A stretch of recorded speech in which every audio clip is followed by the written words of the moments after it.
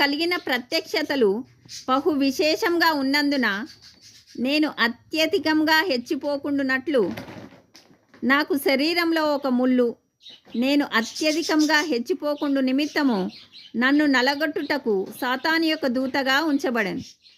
అది నా యొద్ద నుండి తొలగిపోవలనని దాని విషయమై ముమ్మారు ప్రభువును వేడుకొంటిని.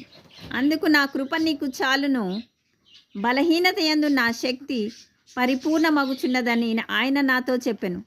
కాగా క్రీస్తు శక్తి నా మీద నిలిచి ఉండి నిమిత్తము విశేషముగా నా బలహీనతల యందే బహు సంతోషంగా అతిశయపడుదును.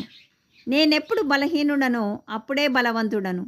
గనుక క్రీస్తు నిమిత్తము నాకు కలిగిన బలహీనతలలోను, నిందలలోను, ఇబ్బందులలోను, హింసలలోను, ఉపద్రవములలోను నేను సంతోషించుచున్నాను.